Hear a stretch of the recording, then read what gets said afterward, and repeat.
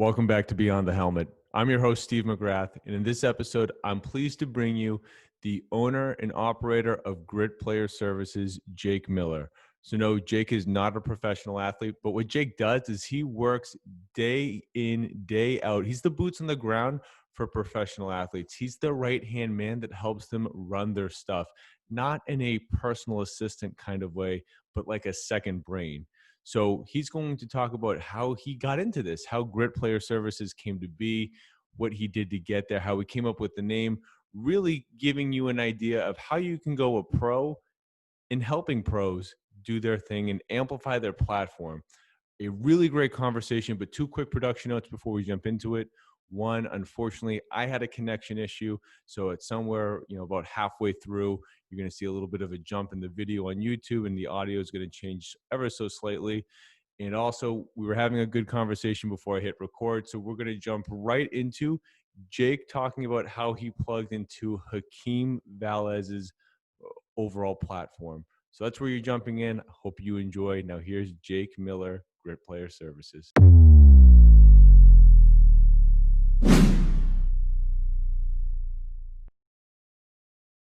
Ours works and we don't have to prepare, I guess, as much as that's Jaffin and I. We were doing this before we turned the mics on. Like we would have these people that we wanted to talk to, and we would go out to breakfast with them on the weekends, and we would have these conversations about what they're doing, about how they got into it, and it was all purely informational. And then we started talking it was honestly Hakeem was like, yo, you guys need to just take that and move that into a podcast. He's like, so then you guys can do it at scale. You guys can do it like 5 times a week. And that was what did it. But trying to balance that now with the ads part, like what's great is that helps me now when I'm helping Hakeem and Josh out with ads. If I'm doing ads for the podcast, and I'm getting a better understanding of ads manager and like what audience I want to target, then I can better help them on the back end. So it is an investment. And honestly, like we just put an ad out for AJ's episode, and it did okay, but like I would have liked to have spent that money a little bit better. But that's probably the best way to learn. That lesson's going to be with me for a little bit of like, okay, now let's not drive traffic to Apple Podcasts. Let's drive traffic back to the profile, because then that's where people might get drawn in. Like now I know that lesson because I had to spend that money to learn it. So it all, like you're saying, like it all plays in. So it's all still in the ecosystem. So it all feels like it's moving in one direction. It doesn't feel like Hakeem and I talk about this, because he's a really ambitious dude. One, he's a very charismatic dude too. So he gets a lot of opportunities and a lot of stuff thrown at him. And I think it's way easier said than done, because from the outside looking in, you're like, oh, you just got to say no to stuff. But like when stuff comes into me personally, like it's tough to have that filter to like really know, like one, you want to make everybody happy, and two, like what's on brand, what's not is not always completely clear off the bat. So like him and I talk about what is going to best play into the business. And he has his stuff of the Perspective Global Media, and he's established himself as like a thought leader when it comes to athletes and real estate. So now we're trying to make sure that every podcast appearance he does and every opportunity that's coming in and everything that he's pursuing, he's actively pursuing. Like in terms of guests, he has a couple different podcasts, but the only guests that he's pursuing are for this podcast that's professional athletes in real estate. And because that further establishes him as a thought leader, gets people looking to him when he's not ready to.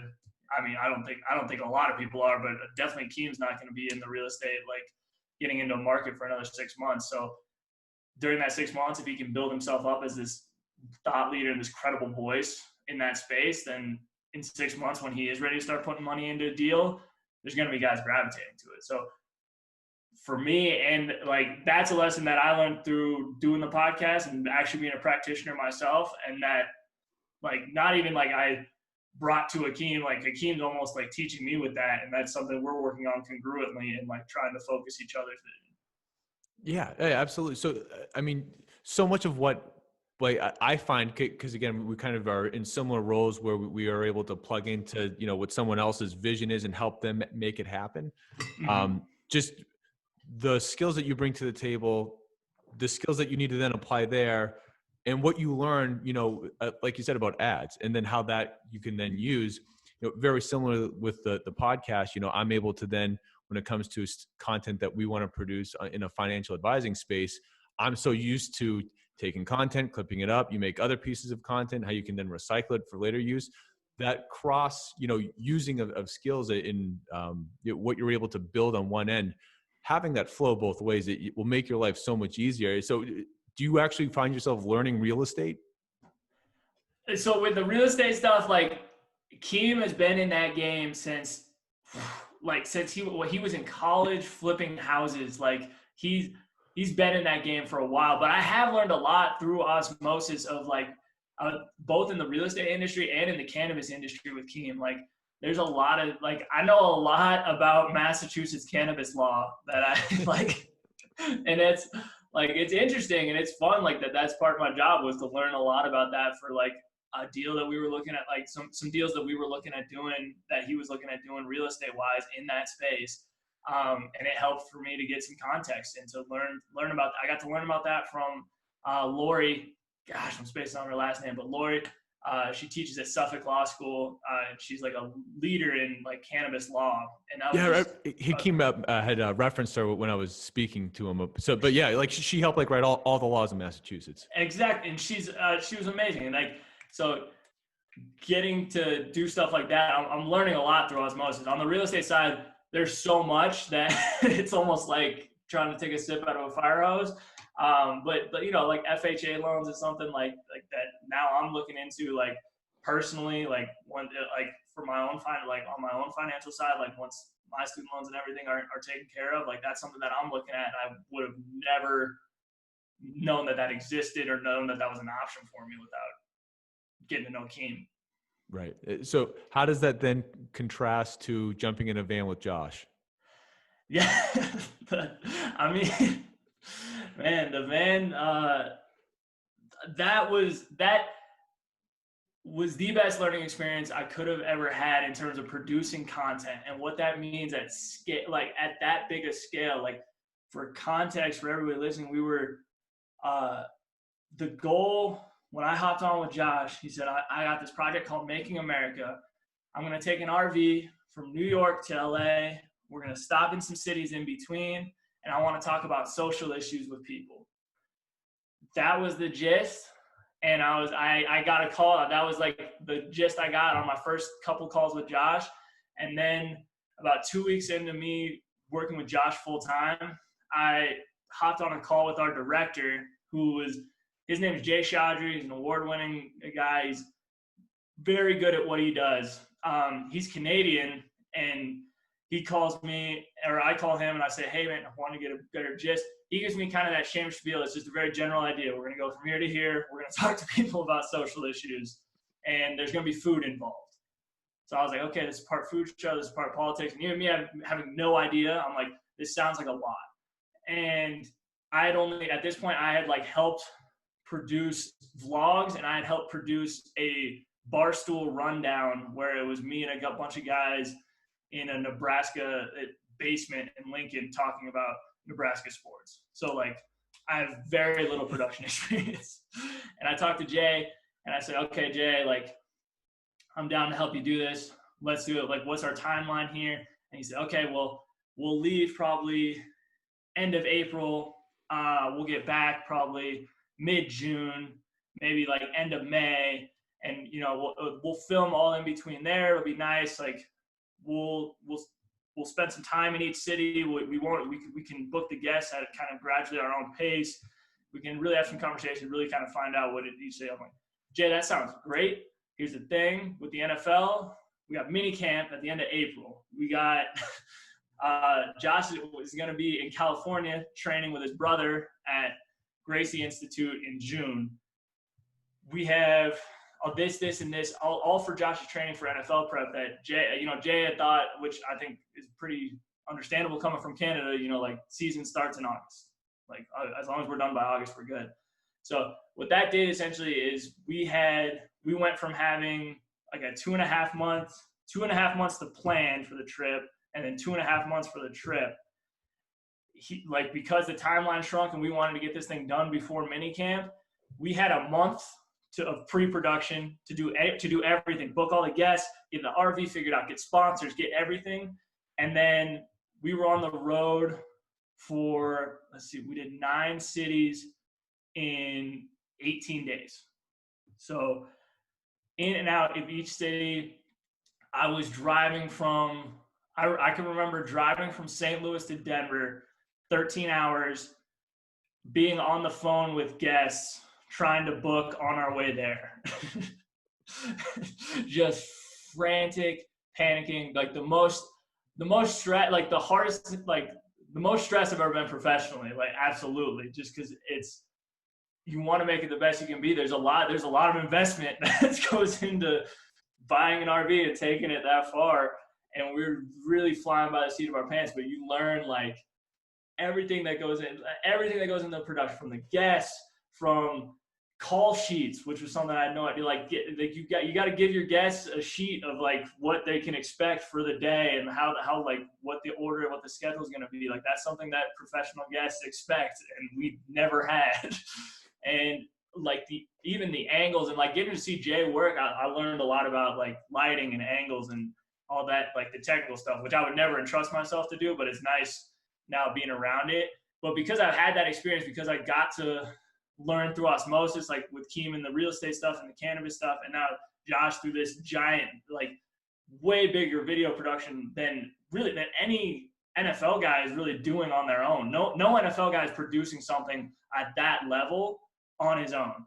So, and because Josh was doing it on his own, that meant that in me, like as his right-hand guy, I was making it happen. I was an executive producer of a series with a 6-figure budget, having no idea, having zero experience in it. So I got to learn that. And now I guess like it was so stressful. It was like an amazing experience. Got to see parts of the country I'd never seen before. Like, don't get me wrong, I was so blessed to do it. But in the moment, the whole time it was not a moment I wasn't freaking out. I got back. The time I took a breath was when I got into LAX airport to fly back to Denver and to fly back home. That was the first time I took a breath, I think, from New York to LA. And but now, like, now when I look back on it, now, like, there's been some conversations I've had with people, like, about doing those larger scale productions for other people, where I'm more confident. We're working with Andy Billman, who's a 30 for 30 director. He directed Believe Land, and Andy's helping us finish up that film. And Andy's talking about some projects that, like, him and I, Andy's just a good dude, and we get along really well. And he's talking about we're both talking about some projects that we want to make happen. And I can talk about that with him confidently now because of that experience. Yeah. You've already said drinking, like trying to drink water from a fire hose. It's like, but isn't that life as an entrepreneur? Particularly when you put yourself out there to work with other guys to help them accomplish their goals. It's their goals. That doesn't necessarily mean that it was something that you ever thought about, but now you're the go-to guy to make it happen. So when you start Grit Player Services, is this what you envision? And it doesn't have to be good or bad, but how is this compared to what that vision was? That's a great question. Yes and no. Yes, because since I was 12 years old, my mom was like, "What do you want to do?" And I was like, "I'm going to be professional in slam ball, and that's going to be it." And she's like, "What if that doesn't work out?" And so I wanted to be an agent because the way that was describing it was you get to be like, you're just friends with athletes. Like you're helping your friends play pro sports. And that was what I wanted to do. And that was everything I researched all through undergrad. Doing that research in undergrad, there's a lot of people, there's some people with bad intentions just out the gate in that business. And or in the agency industry. And that's, there's some horrible stuff that happens there. But what I also saw in that research is there's good people with good intentions that end up getting corrupted, because the model is you got to collect contract. Like you're not sustainable if you don't keep getting contracts. If you're not signing a contract like every year with a guy and getting that 2%, unless you're working with Rob Gronkowski and you can make 6 figures off the 20% you get for marketing, you're not going to be able to sustain an agency, because you got to pay for guys training. You got to pay to get around the country to actually have this relationship with them. It's just not a sustainable business if you don't collect contracts. And it's really tough to break that model. So my whole thing, from the time I was like a sophomore in college, was like, not I want to break the model. I just want to genuinely help guys day to day and figure out a way. Like from the time I was in college, I guess the understanding was, with communication, with social media, like that's kind of changing things, and that's opening up like a lot of work that you can do full time for a guy on that side. So I don't think it was ever a conscious decision, like, all right, Grit Player Services is going to be completely focused on digital media. But the intention the whole time was help athletes day to day, because the model from the agency side does not encourage that. So even the best people, it doesn't make sense for them to be with their guys day to day. So figure out a way to be there for them day to day. And yeah, I mean, honestly, I thought I was going to be doing that part-time while I was selling tickets. And that was kind of going to be the goal, was just build something up and help guys where I could. I was talking to some USL guys actually, like when I was getting ready to take an MLS job, and I had no idea about soccer. Like, I had just learned about what the USL was when I was selling tickets for Major League Soccer.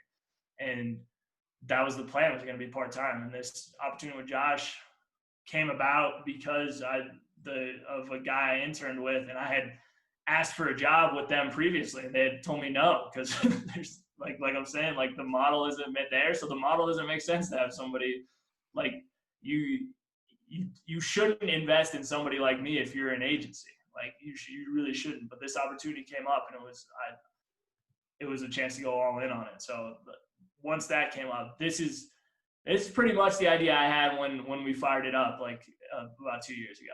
You don't just graduate, get your bachelor's, and just start doing this, right? I mean, you take the time to, intern and work for, things like Barstool, Vayner. I mean, massive entities that know very much what they're doing. So I just hate the notion that you just fall into something and just kind of just start doing it unprepared, and things just sort of magically come together. And this is where I want to get into the name Grit. Because on some level, right, you had to personify to get to where you are, to sort of understand that first dream. Once you understand the mechanics of how it works, it's not really something that you want to do, but find a way to pursue your passion in a way that really matches, what you're all about, how you want to go do it. So I just want to ask what the name Grit, in terms of what it means to you. I know that you like that quote from Angela Duckworth in her work in general on the subject. So do you mind just speaking a little bit about how this all comes together? For sure. Yeah, I mean, reading that book, reading Angela Duckworth's book, that was the one, I guess, skill that I could point to that I always felt like I had, I maybe not even had more of, but that got me to some points. Like, I was not supposed to play college basketball. Like I don't like broke my leg in the 8th grade, like straight through the tibia, straight through the fibula. And I was slow before that. Like when I got into high school, I was just not an athlete. And I can remember it, my senior year of high school, like the paper did a story on me where the whole start of it is just like, it is miraculous that Jake makes it up and down the floor, let alone is averaging 18. And like, that was like, I knew the guy who wrote it too pretty well. Like, and it's all good. It was funny. And it's like, it was kind of the truth. But like, looking at playing at the next level, like my assistant coach was like, no, like Jake, I don't think and he's a very straight up dude, a mentor and somebody I look up to. And he's Jim Bronner. He started SFX Sports Agency. But when I talked to him about playing college basketball, he's like, Jake, I don't think you can play college basketball. I'll be honest, you're just not fast enough. And I didn't think I could play college basketball. Coaches started talking to me from Division III schools. It's nothing, no high profile recruitment or anything like that. But that was how the conversation started. And then I would have conversations with some D3 coaches where it was like, yeah, Jake, you're just not going to be fast enough to play. And I again, appreciated the honesty. But I kept thinking hey, if somebody gives me a shot, I think I can get there. I can – it's not complete just stupidity hitting your head against the wall over and over again, but it's really having the self-awareness to assess the situation, be humble about it, but also have the drive to know that there is a way.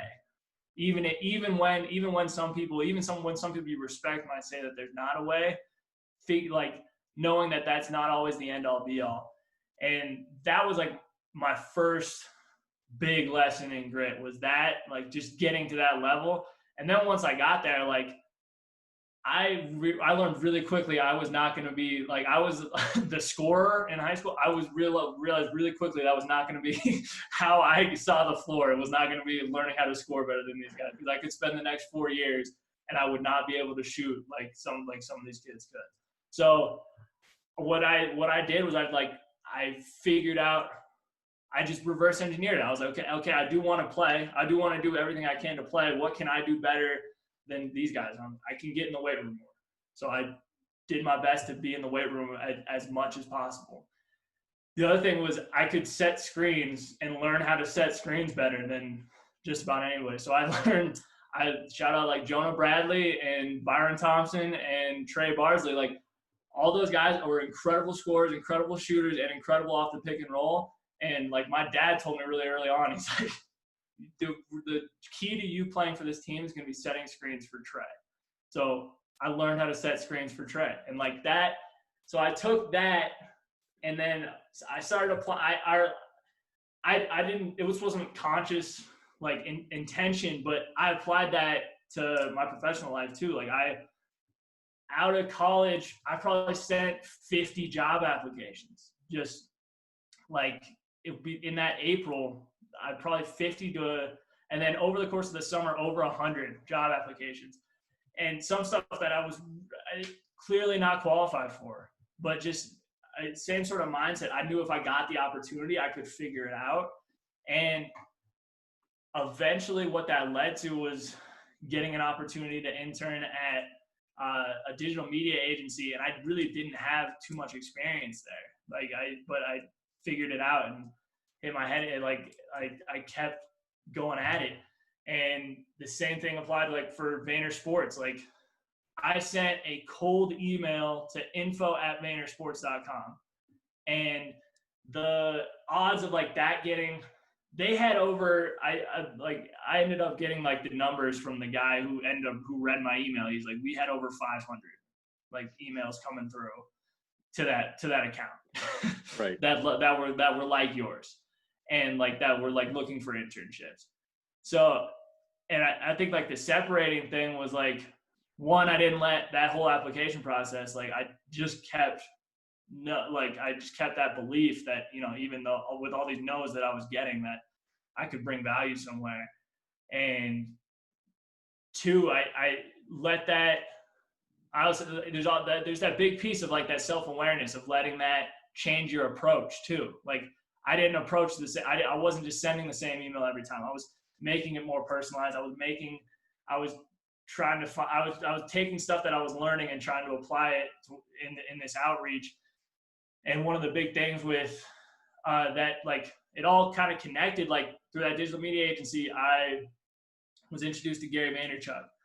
And through Gary Vaynerchuk was how I heard about Vayner Sports. And Vayner Sports was doing a lot of those things in the agency business that I talked about, that, fighting against the model a little bit and being with their guys on the digital media side and not just collecting contracts. So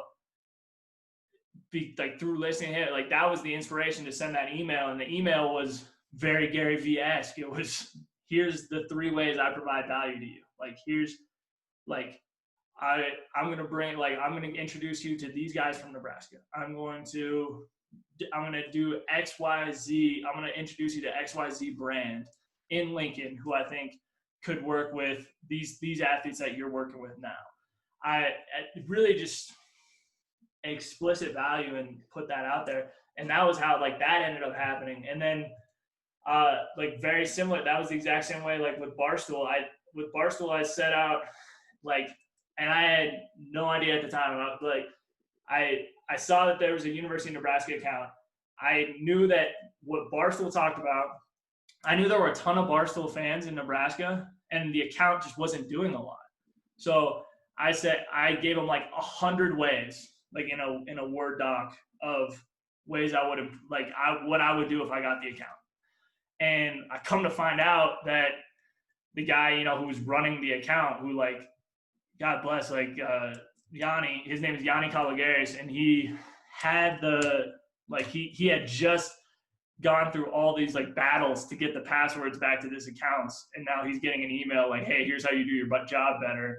But like, shout out him for having the humility to like look at that. He's like, okay, this kid could actually help me out. And Yanni and I ended up running the account and taking it to where it went. But that was a lot of just hitting our head against like trying to figure out how to collaborate with other, like with some Cornhusker guys, trying to figure out how to collaborate with bars in town. And anybody who's in content creation knows so much of it is you make it, you put it out there, you see what the audience does, and you go right back at it the next day. It doesn't matter if it's the best, if it was the best thing that you made yesterday, the best thing that you made, to like double the engagement, so many people went into it, you got to wake up the next morning and you got to put out 2 more posts that next day that try to top it. And sometimes, and honestly, that's like the easier part. The hard part is when the day before you put out something that you thought was amazing and it flopped. And like, for whatever reason, you got to go back to the drawing board and be like, all right, what do I do? And so like that attitude that's gone from basketball, that's gone from internships, that's gone into that. Like I've taken that. It's the one discernible skill that I can point to as like, that's something I know I can do. I'll tell any guy who I'm about to work with, I'm not like a marketing genius. By no means do I have like a secret code or an algorithm or an Excel spreadsheet that I'm going to type your content into, and on the back end, we're going to get this account with 100,000 followers. But I have that experience that I talked about, and I know that I'm loyal, and I know that I'm going to ride with you through that process. Like we're going to figure it out, whether it's tomorrow or 10 years from now. We're going to keep putting stuff out and keep learning, and eventually that wins out. Like eventually that honesty, that authenticity, it wins out if you keep working at it. Yeah. I mean, people need boots on the ground. They need loyal boots on the ground, and just developing that level of trust is something that you can't buy. I mean, it's just something that it's one of those things that you can't really put a price tag on. I mean, and the only way you get that though is to get that shot. And obviously, you earned it. So I don't just mean that you were given a shot, but like, you've been able to capitalize on an opportunity. So where do you think 5 years, 10 years out, where do you see this path going? I mean, do you have like an ultimate idea in mind that you're moving towards? Yes, like more abstractly, like the goal is going to still be the same, help like I want to help 10,000 athletes get the most out of their potential personally, business wise. And I want to do that by helping them leverage their platforms in sports. So like, that's never going to change. In terms of like what that looks like, honestly, right now, I'm trying to figure out a way with name, image, likeness changing, what I believe the next frontier is going to be. And you already see it with guys like Jeremy Darlow getting in the space with colleges, is the colleges that are able to get their personal brand, improve the personal brands of their athletes, so that when that athlete leaves, they're not only leaving with a degree from USC, but they're leaving with a Instagram account with 100,000 followers that's in a community of, let's say, like positive body image, like that's the image, that's the issue that they're passionate about. They have this account that has a ton of engagement and a ton of reach and a ton of possibilities, and that so that they're leaving that university with those two things, and that with those two things they can create their own job. They don't even have to, like, whether it's within an organization or whether it's on their own, that's what that gives you the power to do. And I think the universities that do that in the next 3 years and that start establishing a track record as, hey, we're the place that people go to improve their personal brands, that's going to improve the on-field product. I think very similar to where you see the Clemsons and Ohio States back in the day when they built out social media teams in 2011, and I'm like, other teams in the conferences were kind of sticking their nose up at it, like, can't believe, like, that, what a waste of money. You fast forward 7 years, like, I'm not saying that kids go to Clemson just because they have the best social media team in the game, but if you don't think that has had an impact on kids who spend 3 hours of their day consuming that content, and that, like, Clemson football, whether they like it or not, is a thought leader in that space and has the potential to be, if you don't think that had an influence on their decision to go to college, like, you're just, you're not with the time. So I think the next stage of that's going to be personal branding. I want to figure out a way to help college athletes with that, just because that's something there's just no resources for it right now. And I think there's like a great example is a guy, Kirk Johnson.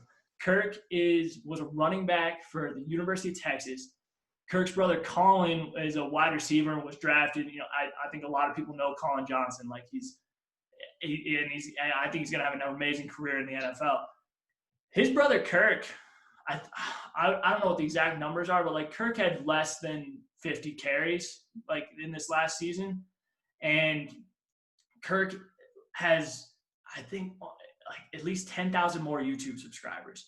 Kirk has a bigger Instagram presence, a bigger Twitter, and it's because he invested in his personal brand and he sees the value in that. And Kirk is coming out of, like, Kirk's somebody, honestly, and I don't know him personally, but, like, I would look at him and, like, I would love to find like, if I had the resources, I would love to get him involved with my business. And Kirk shouldn't be the outlier.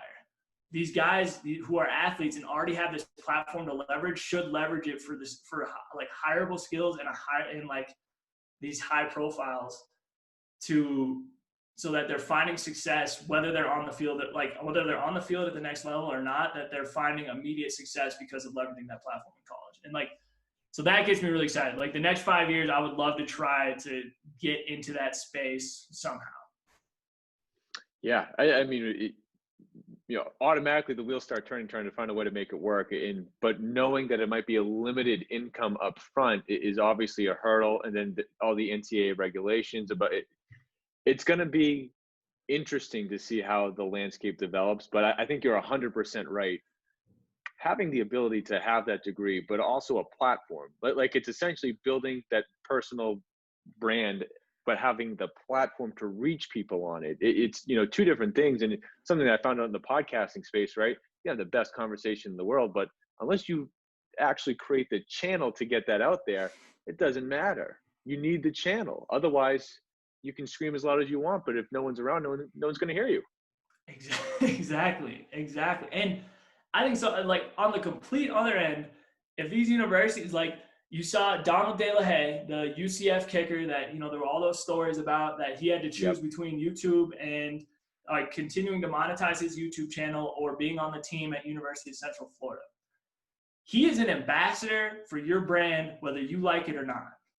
And now, like, I don't want to say UCF was, like, completely hurt by the situation, but he has a platform, like you're talking about, a gigantic platform. I think it's over 1 million subscribers that have a negative perception of UCF because he doesn't talk favorably about them, and because they didn't support him at the end of the day.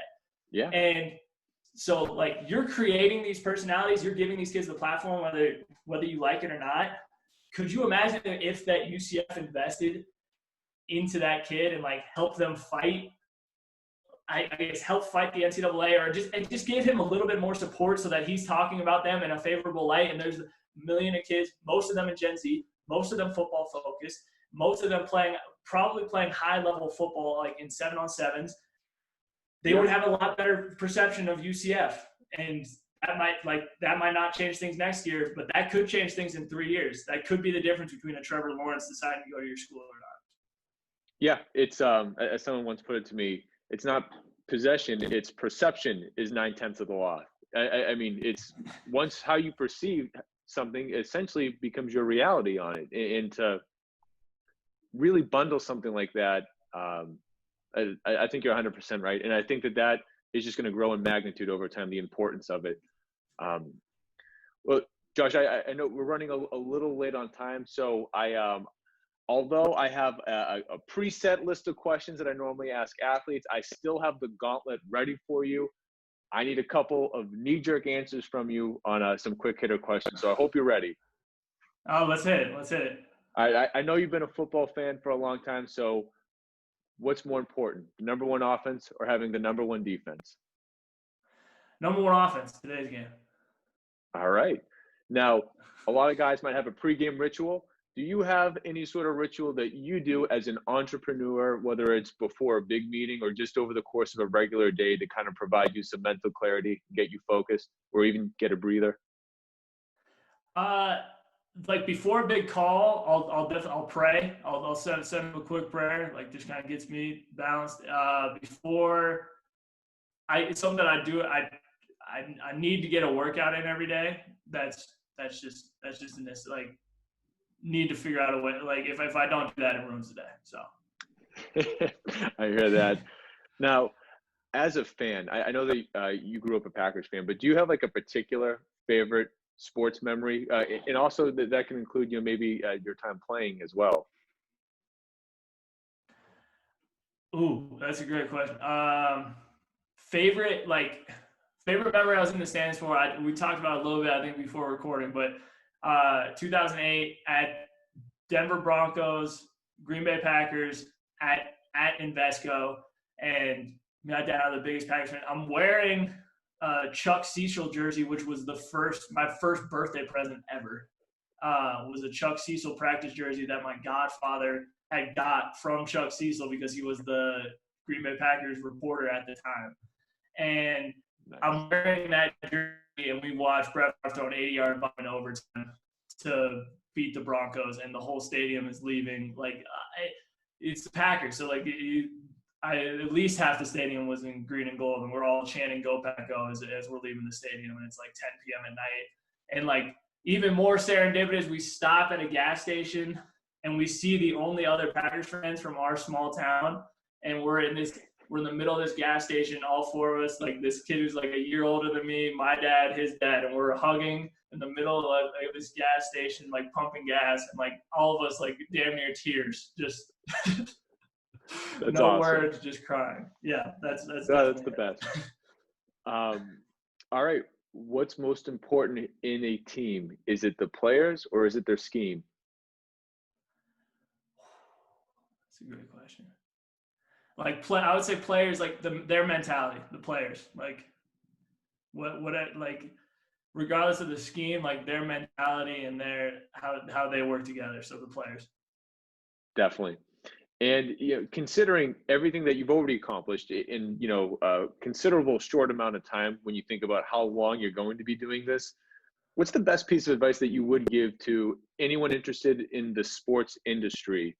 How to best navigate it, and just to ultimately be in a spot where at an early age they find themselves already successful? Don't be afraid of free work. Don't be afraid of giving people value for free. That's for some reason that's something that came natural to me, but I don't see it with everybody, and it's something that a lot of people take aversion to. But sports is extremely competitive. And that's an easy way to differentiate yourself. Look, it's not tough to see like what a company needs, what somebody might need. And even if you're completely off the mark, if you're sending them something like, I made this for you, it's the right first impression, whether it completely misses the mark or not. So don't be afraid of free work. Would be my main thing. Awesome. I think it's very wise words. So for some reason, millennials, everyone wants to get paid up front as if they have this great resume behind them. No one wants to make that first impression. Maybe lacking a little bit of grit, you could say. Yeah, maybe.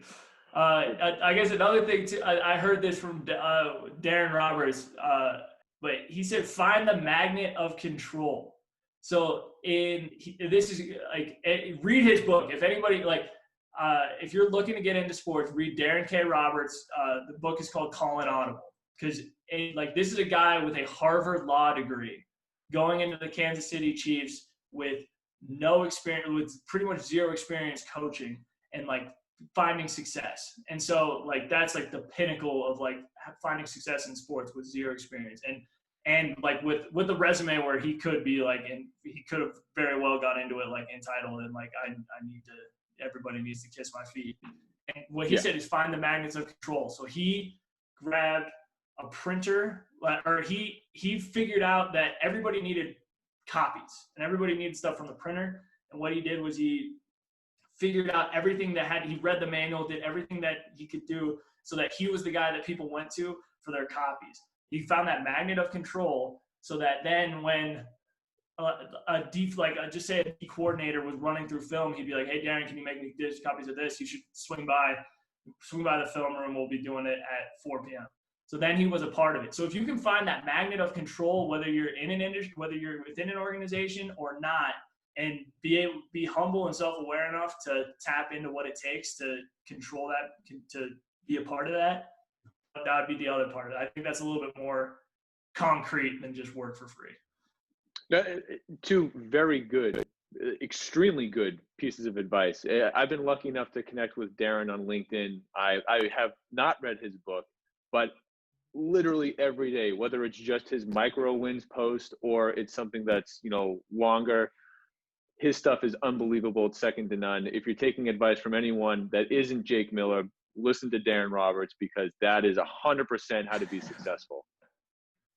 Hey, he definitely. I'm cool with conceding. Darren Roberts definitely knows. He's the guy to follow. For sure. Well, Jake, thank you so much for taking the time. It's Grit Player Services. I can't wait to see what's coming next. Obviously, you're off to a tremendous start, and the future's bright, my friend. Steve, I appreciate it, man. Thanks so much.